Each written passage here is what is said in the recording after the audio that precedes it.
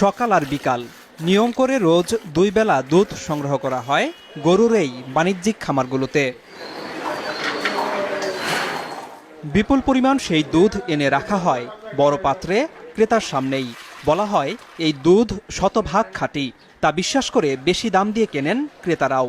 বেঁচে গেলে বাকি দুধ পাইকারি দরে বিক্রি করা হয় ব্যবসায়ীদের কাছে। এখানে তো অরিজিনাল দুধ দেয়, এই জন্য আমাদের কাছে ভালো লাগে, এখানে আমরা আসি, মানে এটা খাঁটি এই জন্য। আর বাকি যে বাজারে যে পাওয়া যাচ্ছে বিশ্বাস হয় না যে এটা খাঁটি দুধ। কিন্তু আসলেই কি এই দুধ শতভাগ খাঁটি? খালি চোখে তা বলা সম্ভব নয়। তবে পরীক্ষাগারে নমুনার যাচাই থেকে মিলেছে ভয়ঙ্কর তথ্য। রাজধানীর মহাখালীতে জনস্বাস্থ্য ইনস্টিটিউটের ন্যাশনাল ফুড সেফটি ল্যাবরেটরি গেল বছরের আগস্ট থেকে ডিসেম্বর এই 5 মাসে কাঁচা তরল দুধের 96টি নমুনা এখানে পরীক্ষা করা হয়। নারায়ণগঞ্জ, গাজীপুর আর ঢাকার 6টি উপজেলা সহ রাজধানীর বিভিন্ন স্থানের মোট 18টি জায়গা থেকে সংগ্রহ করা হয় এসব নমুনা। যা পরীক্ষা করে দেখা গেছে 96টি নমুনার মধ্যে 93টিতে মোট ব্যাকটেরিয়ার কলোনি ফর্মিং ইউনিট ছিল প্রতি মিলিলিটারে 6.42-এর বেশি, যার গ্রহণযোগ্য মাত্রা সর্বোচ্চ 4।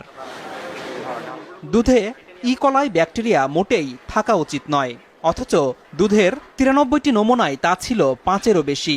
আর একটি নমুনাতে শনাক্ত হয় সালমোনেলা ব্যাকটেরিয়া। এটা একটা পুরো কোল্ড চেইন সিস্টেম মেনটেন করা হয়েছে এই দুধটা ল্যাবরেটরিতে পৌঁছানো পর্যন্ত।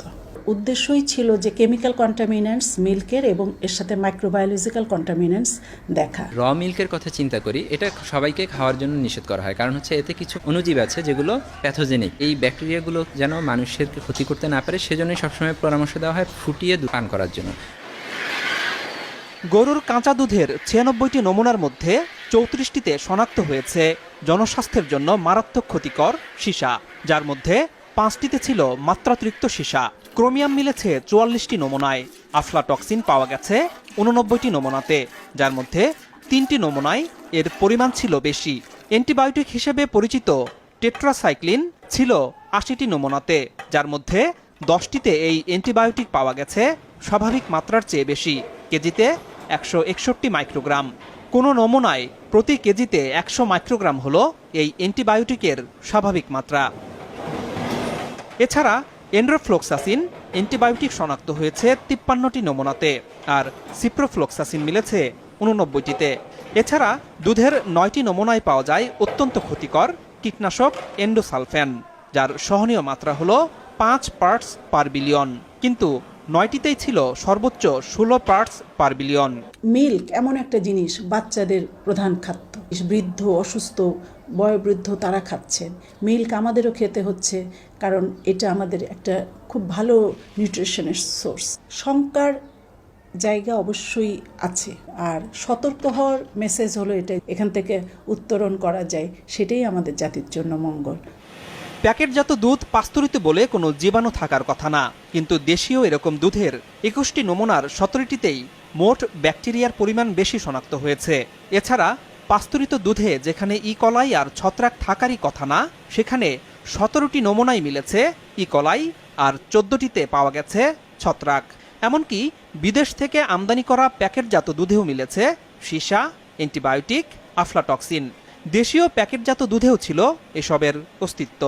সবসময় বলা হয় যে মিলগুলোকে 4 ডিগ্রি সেলসিয়াসের নিচে এটাকে প্রিজার্ভ করার জন্য একটা নির্দিষ্ট সময় পর্যন্ত। তাহলে আমরা যখন মিলটাকে একটা জায়গা থেকে আরেকটা জায়গায় নিয়ে যাব, তাহলে এই ট্রান্সপোর্টেশনের সময় আমাদেরকে এই কুল চেইনটা মেনটেন করতে হবে যেন ব্যাকটেরিয়াল গ্রোথটা বৃদ্ধি না পায়। কৃষি বিভাগ, মৎস্য বিভাগ, আপনার প্রাণী সম্পদ বিভাগ ঠিক বাজারে আসার আগ পর্যন্ত কিন্তু তাদের দেখভাল তারা করবেন।